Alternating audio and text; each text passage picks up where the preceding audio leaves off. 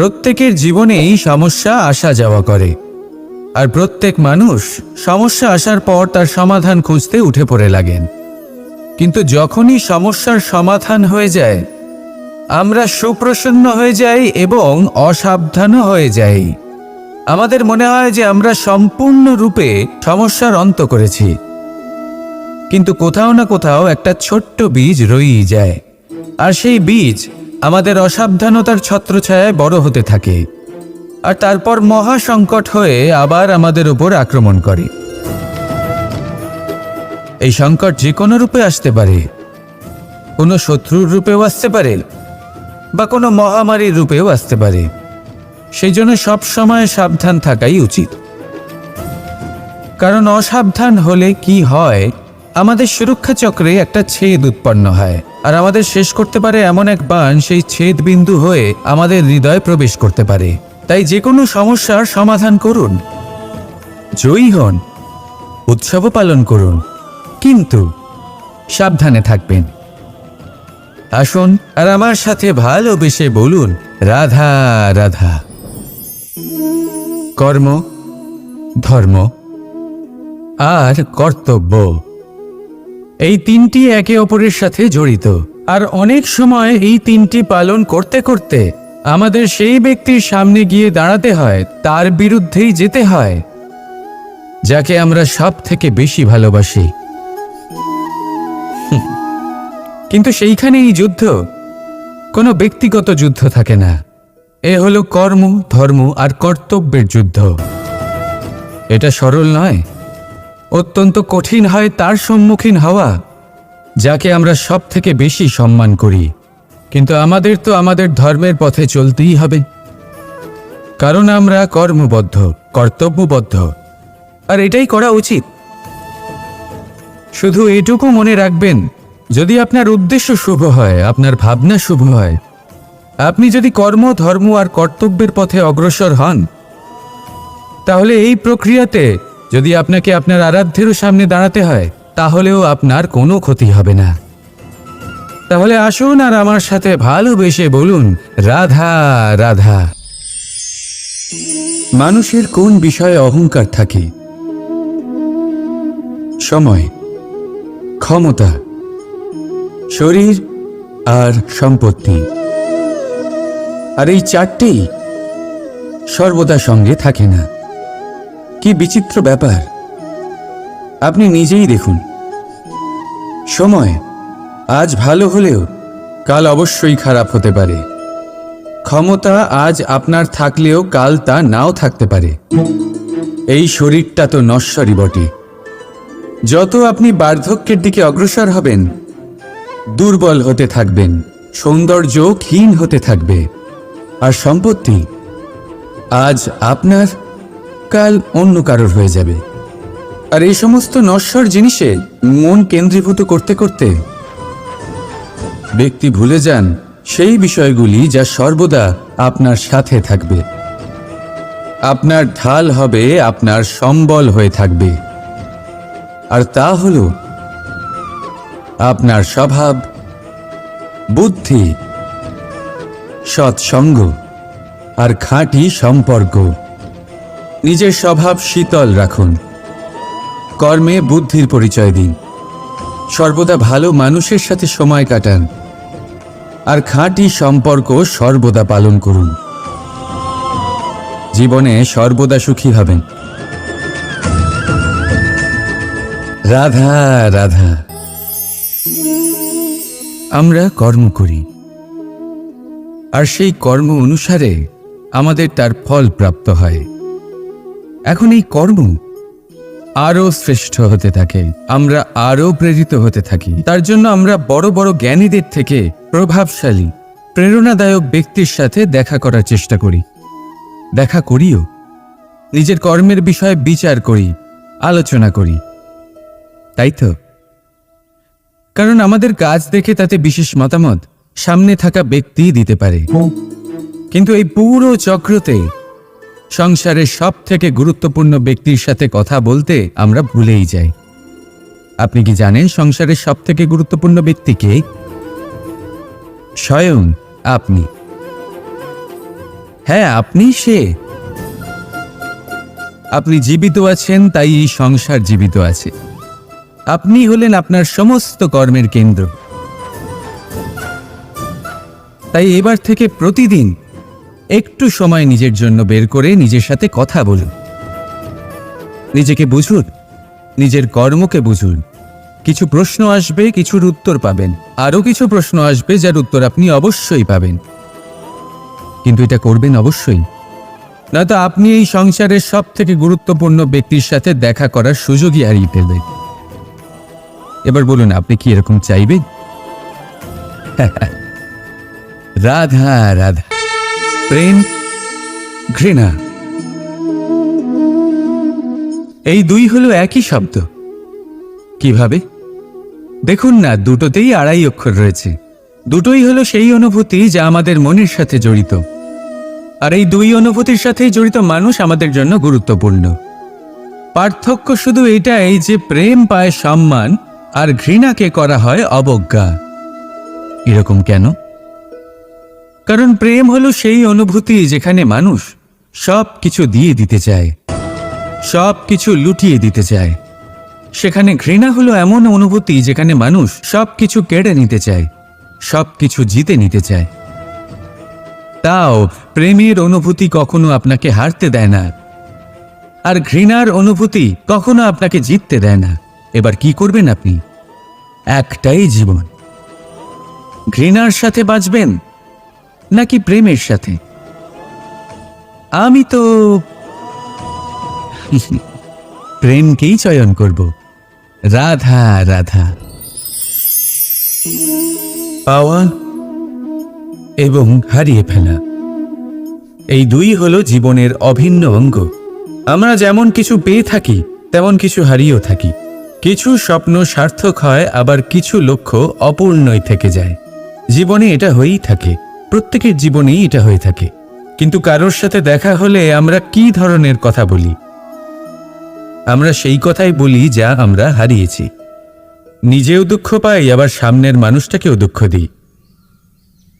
তার থেকে অন্যরকম কিছু করার চেষ্টা করুন, ধনাত্মক চিন্তা করার চেষ্টা করুন। মন সেদিকেই দিন।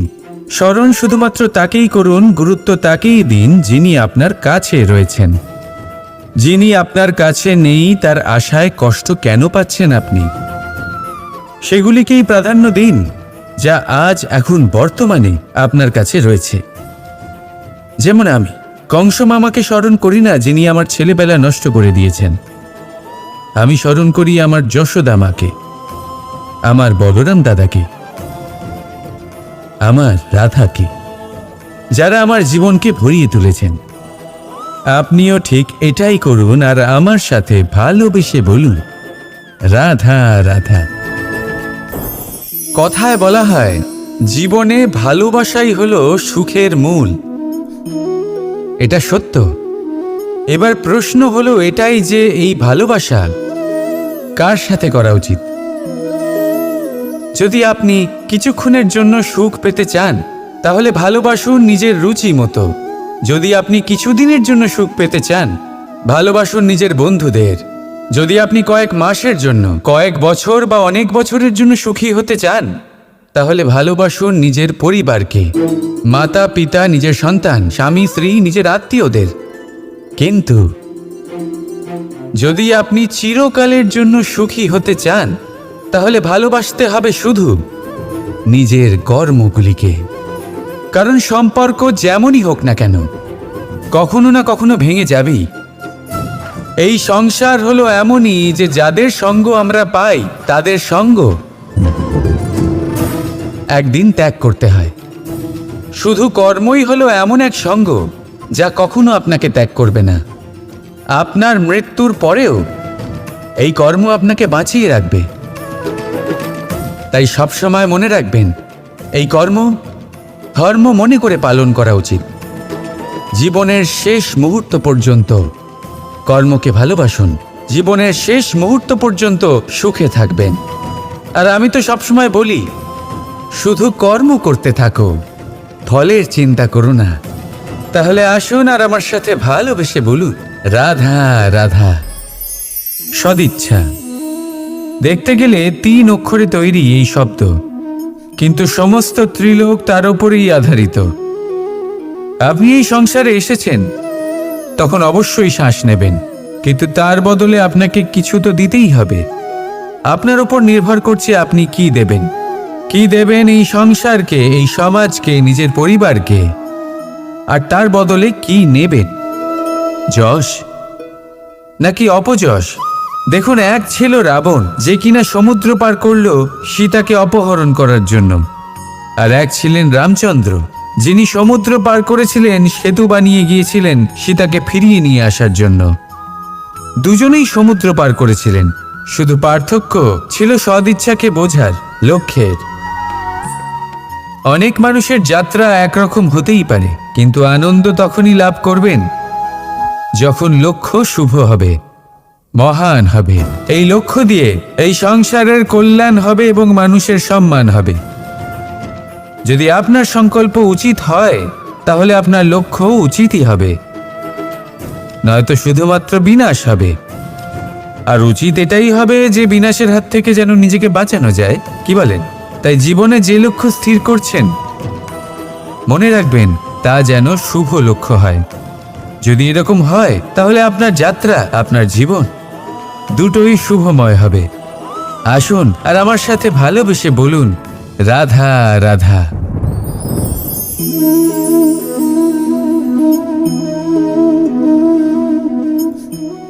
মুক্ত। এই মুক্তই সবাইকে মোহিত করে দেয়, নিজের দিকে আকর্ষিত করে। অত্যন্ত সুন্দর, গোল, শুভ্র। মুক্ত দ্বারা নির্মিত আভূষণ, তা হয়তো সে মুকুটই হোক বা কোনো স্ত্রীর অলংকার, তাকে আরো সুন্দর করে তোলে, তাকে আরো সুন্দর দেখতে লাগে। এবার এই মুক্তকে এত সুন্দর দেখার জন্য কত কষ্ট সহ্য করতে হয়, তা কি কখনো আপনি ভেবেছেন? এই মুক্ত ঝিনুক থেকে বের করা হয়। ঝিনুক, যা কিনা সমুদ্রের তলদেশে থাকে। ওকে কত কষ্ট সহ্য করতে হয়, জলের চাপ সহ্য করতে হয়, সমুদ্রের স্রোত সহ্য করতে হয়। এই ঝিনুককে এত কষ্ট সহ্য করতে হয়, এই মুক্তকে এত কষ্ট সহ্য করতে হয়, তারপরে এর রূপ এত সুন্দর হয়। যদি আপনিও আপনার পরিশ্রমের সৌন্দর্য, নিজের পরাক্রমের সৌন্দর্য এই সংসারে প্রকাশিত করতে চান, তাহলে আপনাকেও কষ্ট সহ্য করতেই হবে। তাই জীবনে যখনই সংকট আসবে, বিপদ আসবে, সমস্যা আসবে, তখন একে সুযোগ হিসেবে গ্রহণ করুন।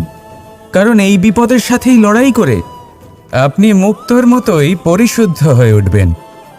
তাহলে আসুন আর আমার সাথে ভালোবেসে বলুন, রাধা রাধা। যখনই আমরা কথা বলি জলরাশির বিষয়ে, যখন আমরা তুলনা করি, তখন আমাদের খুব ভালো লাগে মিষ্টি সরোবর, পুকুর, নদী। আর আমরা অপেক্ষা করে থাকি সাগরের জন্য, সমুদ্রের জন্য। কেন করি? কারণ এই সাগর, এই সমুদ্র, এ হলো অত্যন্ত বিশাল আর ভয়ানক। এর জলও কিন্তু নোনতা, যা আমরা পান করতে পারি না। কখনো ভেবে দেখেছেন এই সমুদ্রের অন্তরে এই নোনতা জল, এই নোনতা ভাব, এটা আসে কোত্থেকে? এই যে সমুদ্র, যে প্রবাহমান নদীর থেকে যে খনিজ নির্গত হয়, তার ভাণ্ডার হলো এটা। সেই খনিজকে নিজের অন্তরে গ্রহণ করে, সেই নোনতা ভাব নিজের মধ্যে সমাহিত করে, আর তারপর সেই নোনতা জল বাষ্পে পরিণত হয়ে ওপরে উঠে যায়, যা মেঘ হয়ে আপনার ওপর মিষ্টি বৃষ্টি হয়ে ঝরে পড়ে। এ হলো সমুদ্রের ত্যাগ, যার জন্য আপনি মিষ্টি জল পান করতে পারছেন, সে নদী থেকেই হোক বা সরোবর থেকে। সেই জন্যই হয়তো সাগর হলো এত মহান, হয়তো সেই জন্যই রত্ন সাগরে পাওয়া যায়। তাই মনে রাখবেন, ক্ষমতা তারই হয় যে ত্যাগ করতে জানে, কোনো বিষকে নিজের মধ্যে ধারণ করে নিতে জানে। তাহলে আপনিও এটাই করুন, এতটাই শক্তিশালী হয়ে উঠুন, আর আমার সাথে ভালোবেসে বলুন, রাধা রাধা। পরিচ্ছন্নতা। বর্তমানের এই প্রজন্ম আগের প্রজন্মের এই যে অতিশুদ্ধতার অভ্যেস ছিল, তা নিয়ে ঠাট্টা করে, তাকে মূর্খতা মনে করে। বুঝতেই পারে না কেন? আমাদের মা, ঠাকুমা, দিদিমা এদের দেখেছি সকালে উঠে সবার আগে স্নান করেন। কেন বুঝতেই পারে না। কেন কথায় কথায় বারান্দা উঠোন পরিষ্কার করা হয়, বুঝতেই পারে না। অনেক মানুষজন এটাকে ধার্মিক এবং অন্ধবিশ্বাস বলে, কিন্তু যদি আমি আপনাকে সত্যি কথা বলি, প্রত্যেক ধর্ম বিজ্ঞানসম্মত। প্রত্যেক কাজের পেছনে বৈজ্ঞানিক সত্যতা লুকিয়ে রয়েছে, কিন্তু প্রত্যেক মানুষ সেই নিয়ে কতটা ভাবেন, কতটা বোঝেন আর কি পদক্ষেপ নেন তা হলো আলাদা এবং অত্যন্ত গুরুত্বপূর্ণ, কিন্তু তা হলো বিজ্ঞানসম্মত। আজও যখন আমি আগে বাড়ি যাই, মা সবার আগে আমার হাত পা ধুয়ে দেন, তারপর সবকিছু। তাই আপনি পরিচ্ছন্ন থাকুন, তাহলে আপনি সুস্থ থাকবেন। তখনই আপনার মনে ভক্তিভাব আসবে, তখনই এই সমগ্র সংসারকে সামলানোর শক্তি অর্জন করতে পারবেন। তাহলে পরিচ্ছন্ন থাকুন, সব ভালো থাকবে। রাধা রাধা। এটা দেখতে পাচ্ছেন? আপনি নিশ্চয়ই জানেন এটা কি। এটা বড়ই বিচিত্র এক বস্তু। এটা হলো কয়লা। আমি একে বিচিত্র এই কারণে বলছি, ভেবে দেখুন, যদি এটা গরম হয় আর আপনি এটাকে ধরে ফেলেন, এটা আপনার হাত পুড়িয়ে ফেলবে। আর যদি এটা ঠান্ডা হয় আর আপনি এটা ধরেন, তাহলে এটা আপনার হাতে কালি লাগিয়ে দেবে। অর্থাৎ যে কোনো পরিস্থিতিতেই, যে কোনো রূপেই থাকুক না কেন, গরম হোক অথবা ঠান্ডা, এটা কোনো না কোনোভাবে আপনার ক্ষতি অবশ্যই করবে।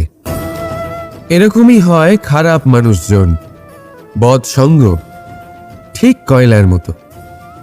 আপনি যদি কিছু নাও করেন, যাই হয়ে যাক, এরা যদি আপনার কাছে থাকে, তাহলে কোনো না কোনোভাবে জীবনে আপনার কোনো না কোনো ক্ষতি অবশ্যই হবে।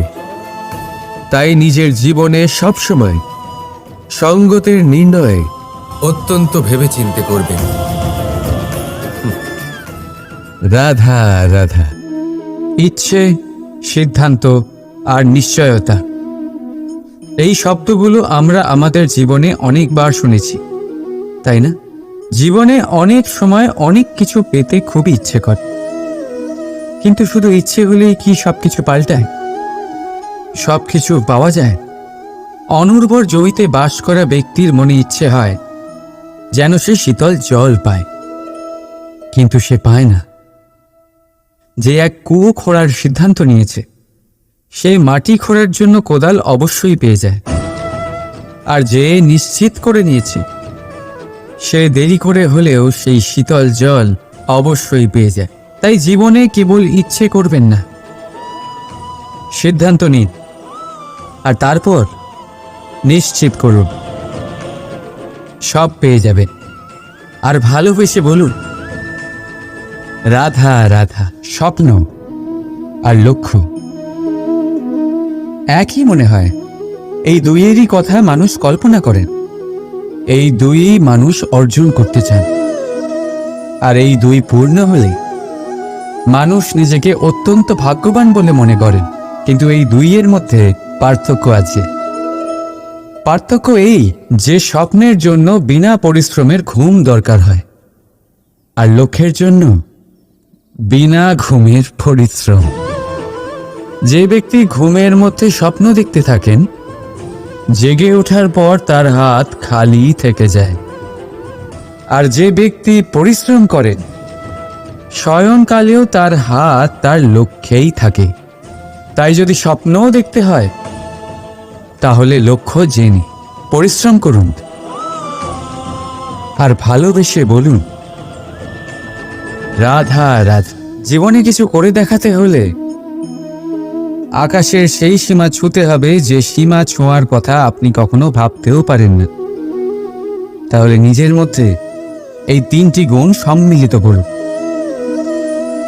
প্রথম, নিজের লক্ষ্যে পৌঁছবার ইচ্ছে, একাগ্রতা। এ আপনার দ্বারা এমন কাজ করাতে পারে যা আপনি কখনো করতে পারবেন না। দ্বিতীয়, সাহস, সমস্যার সমাধান করার ক্ষমতা। এটা আপনার দ্বারা তাই করাতে পারে যা রাত।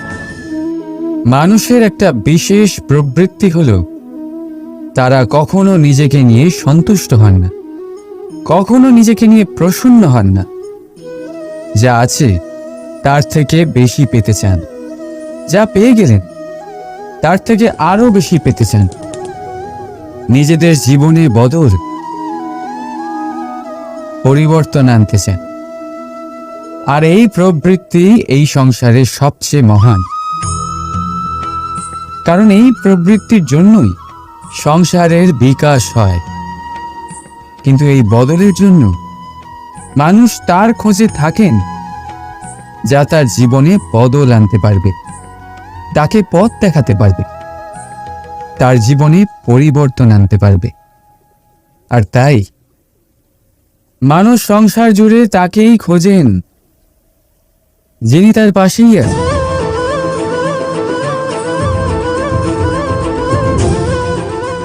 বলুন তো কে? যদি কেউ আপনার জীবন বদলাতে পারে তবে তাকে আয়নায় দেখ। আপনি নিজেই সে যে নিজের জীবন বদলাতে পারে, নিজেই নিজের পথপ্রদর্শক হতে পারেন, জীবনে বদল আনতে পারে, পরিবর্তন আনতে পারে। তাই চিনুন নিজের অন্তরের শক্তিকে, আর এটা বিশ্বাস করুন যে এই সংসারে আপনার থেকে বেশি শক্তিশালী আর কেউ নেই। জীবন বদলে যাবে আপনার। আর আত্মবিশ্বাসের হাত ধরুন, আপনার সমস্যা আপনা থেকেই দূর হয়ে যাবে। তাই ভালোবেসে বলুন, রাধা রাধা। প্রদীপ জ্বালানোর কাজ বড়ই আনন্দদায়ক। উজ্জ্বলতার এই শিখা যেন আত্মার মধ্যে গিয়ে মনে উল্লাস ভরে দেয়।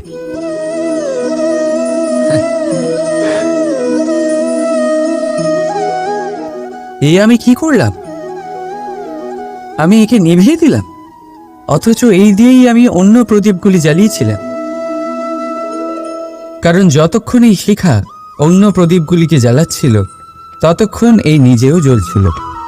কিন্তু যেই ও এই কাজ করা ছেড়ে দিল তখন একেও নিভতে হল।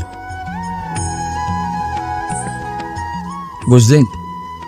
সেরকমই জীবন হলো উজ্জ্বলতা দেওয়ার আরেক নাম।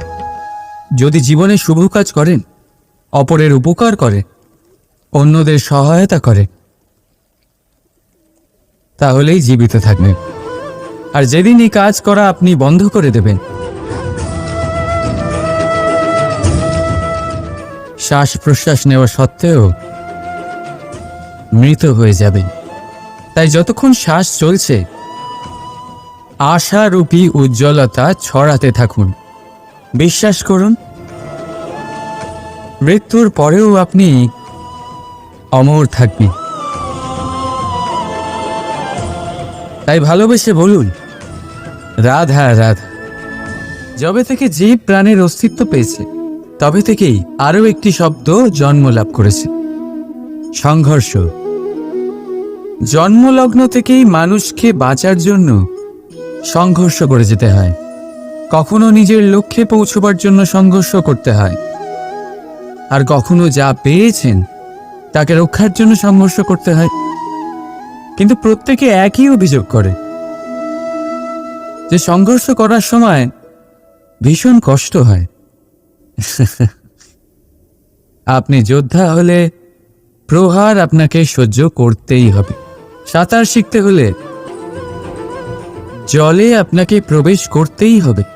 পায়ের তলায় তাদেরই কড়া পড়ে যারা রোজ হাঁটেন, আর যারা হাঁটেন তারা নিজেদের লক্ষ্যে অবশ্যই পৌঁছন। তাই মনে রাখবেন,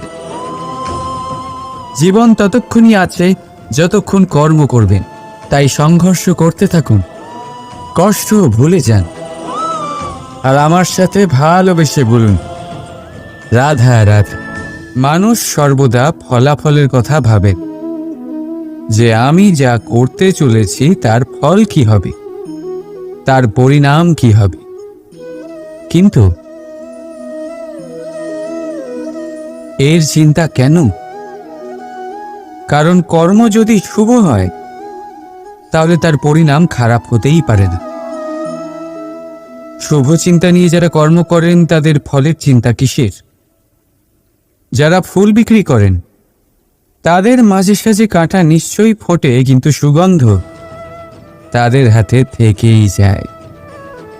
হীরের সন্ধানে কয়লার খনিতে নামা ব্যক্তি কালিমা লিপ্ত হয়ে গেলেও তার হাতে হীরে অবশ্যই থাকে। তাই শুভ চিন্তা নিয়ে কর্ম করে যান, পরিণাম শুভই হবে। আর ভালোবেসে বলুন রাধা রাধা। মন, মানুষ,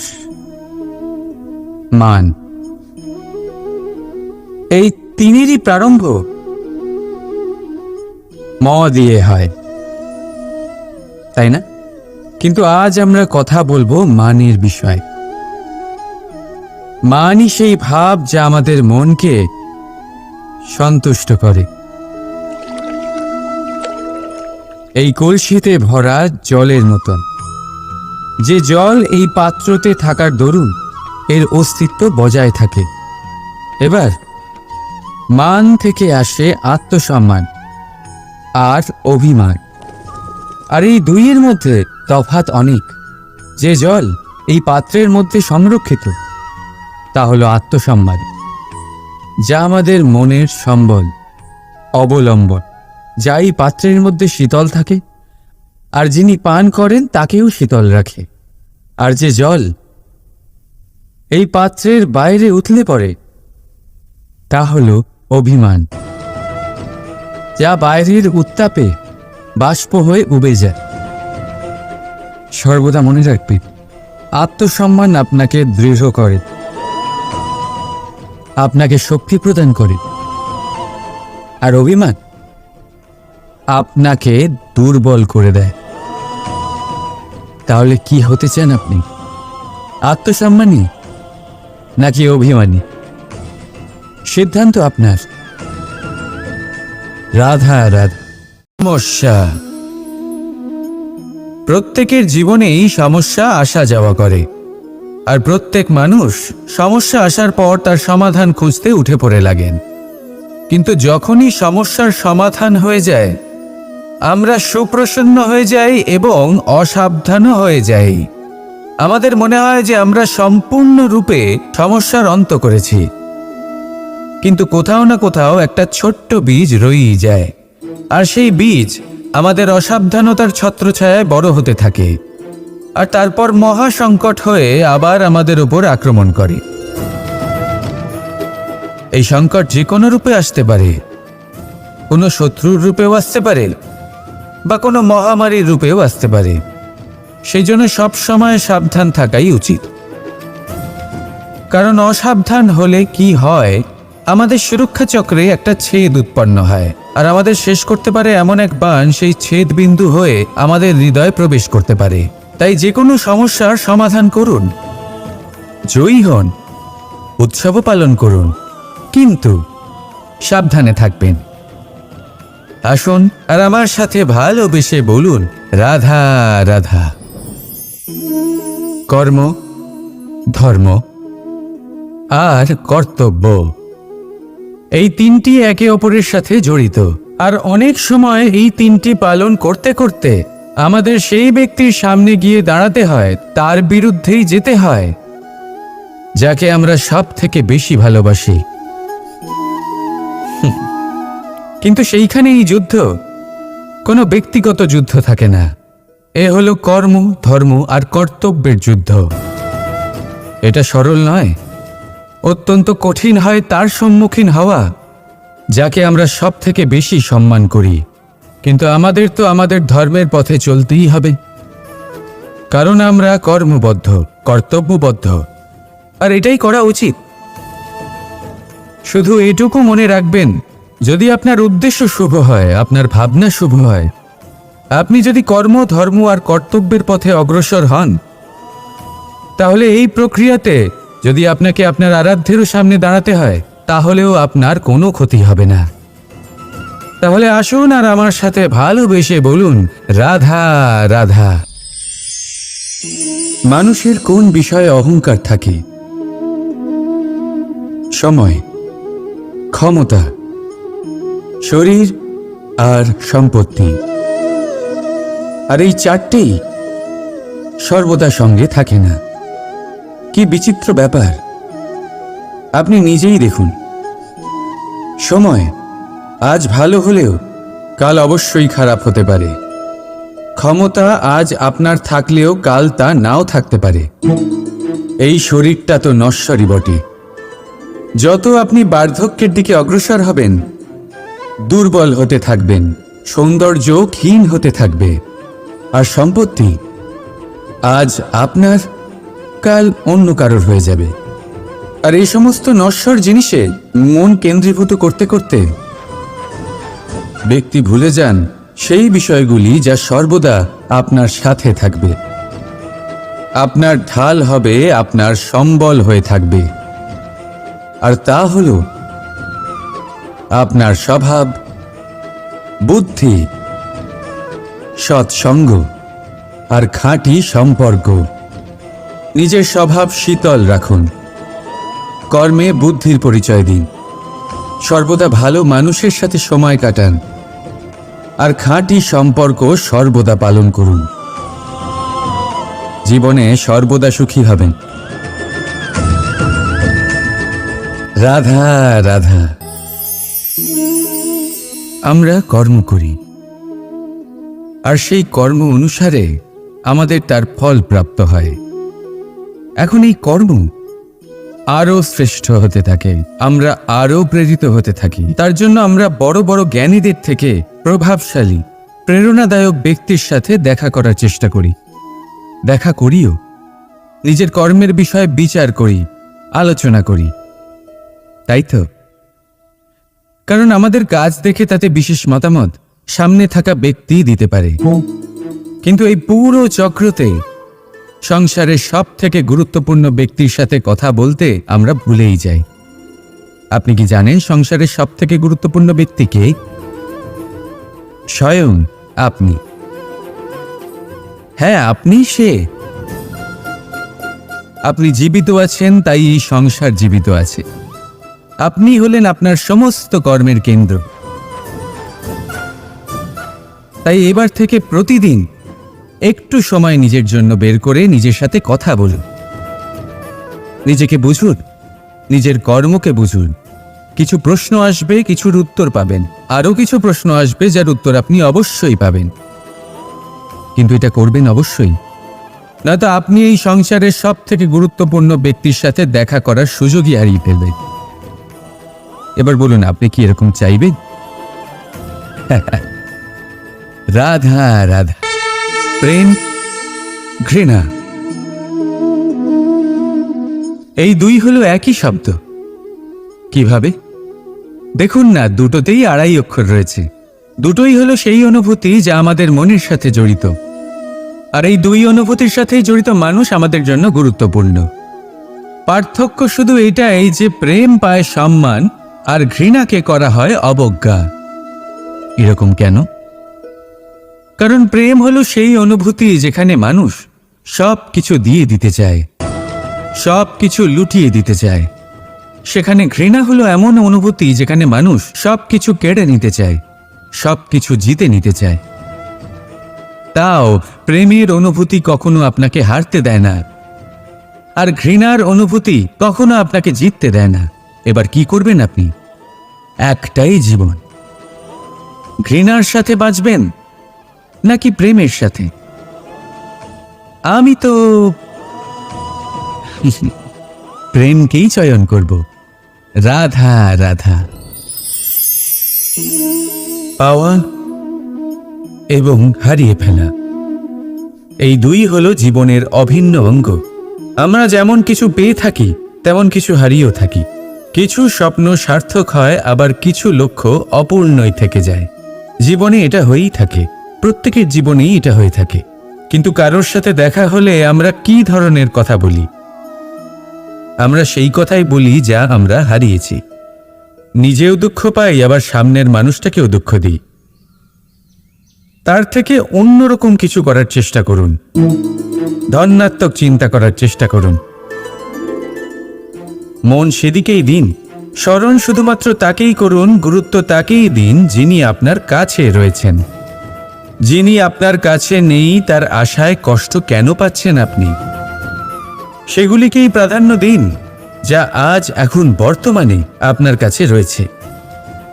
যেমন আমি কংস মামাকে স্মরণ করি না, যিনি আমার ছেলেবেলা নষ্ট করে দিয়েছেন। আমি স্মরণ করি আমার যশোদা মাকে, আমার বলরাম দাদাকে, আমার রাধাকে, যারা আমার জীবনকে ভরিয়ে তুলেছেন। আপনিও ঠিক এটাই করুন আর আমার সাথে ভালোবেসে বলুন, রাধা রাধা। কথায় বলা হয়, জীবনে ভালোবাসাই হলো সুখের মূল। এটা সত্য। এবার প্রশ্ন হলো এটাই যে এই ভালোবাসা কার সাথে করা উচিত? যদি আপনি কিছুক্ষণের জন্য সুখ পেতে চান, তাহলে ভালোবাসুন নিজের রুচি মতো। যদি আপনি কিছুদিনের জন্য সুখ পেতে চান, ভালোবাসুন নিজের বন্ধুদের। যদি আপনি কয়েক মাসের জন্য, কয়েক বছর বা অনেক বছরের জন্য সুখী হতে চান, তাহলে ভালোবাসুন নিজের পরিবারকে, মাতা পিতা, নিজের সন্তান, স্বামী স্ত্রী, নিজের আত্মীয়দের। কিন্তু যদি আপনি চিরকালের জন্য সুখী হতে চান, তাহলে ভালোবাসতে হবে শুধু নিজের কর্মগুলিকে। কারণ সম্পর্ক যেমনই হোক না কেন, কখনো না কখনো ভেঙে যাবেই। এই সংসার হলো এমনই যে যাদের সঙ্গ আমরা পাই, তাদের সঙ্গ একদিন ত্যাগ করতে হয়। শুধু কর্মই হলো এমন এক সঙ্গ যা কখনো আপনাকে ত্যাগ করবে না।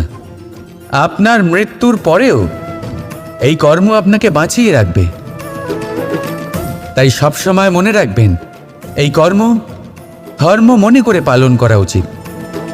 জীবনের শেষ মুহূর্ত পর্যন্ত কর্মকে ভালোবাসুন। জীবনের শেষ মুহূর্ত পর্যন্ত সুখে থাকবেন। আর আমি তো সবসময় বলি, শুধু কর্ম করতে থাকো, ফলের চিন্তা করো না। তাহলে আসুন আর আমার সাথে ভালোবেসে বলুন, রাধা রাধা। সদিচ্ছা। দেখতে গেলে 3 অক্ষরে তৈরি এই শব্দ, কিন্তু সমস্ত ত্রিলোক তার উপরেই আধারিত। আপনি এই সংসারে এসেছেন, তখন অবশ্যই শ্বাস নেবেন, কিন্তু তার বদলে আপনাকে কিছু তো দিতেই হবে। আপনার উপর নির্ভর করছে আপনি কি দেবেন। কি দেবেন এই সংসারকে, এই সমাজকে, নিজের পরিবারকে, আর তার বদলে কি নেবেন? যশ নাকি অপযশ? দেখুন, এক ছিল রাবণ, যে কিনা সমুদ্র পার করল সীতাকে অপহরণ করার জন্য। আর এক ছিলেন রামচন্দ্র, যিনি সমুদ্র পার করেছিলেন, সেতু বানিয়ে গিয়েছিলেন সীতাকে ফিরিয়ে নিয়ে আসার জন্য। দুজনেই সমুদ্র পার করেছিলেন, শুধু পার্থক্য ছিল সদিচ্ছাকে বোঝার লক্ষ্যের। অনেক মানুষের যাত্রা একরকম হতেই পারে, কিন্তু আনন্দ তখনই লাভ করবেন যখন লক্ষ্য শুভ হবে, মহান হবে। এই লক্ষ্য দিয়ে এই সংসারের কল্যাণ হবে এবং মানুষের সম্মান হবে। যদি আপনার সংকল্প উচিত হয়, তাহলে আপনার লক্ষ্য উচিতই হবে, নয়তো শুধুমাত্র বিনাশ হবে।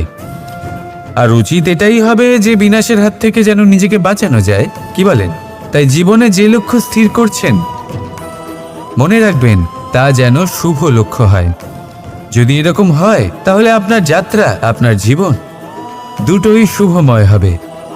আসুন আর আমার সাথে ভালোবেসে বলুন, রাধা রাধা।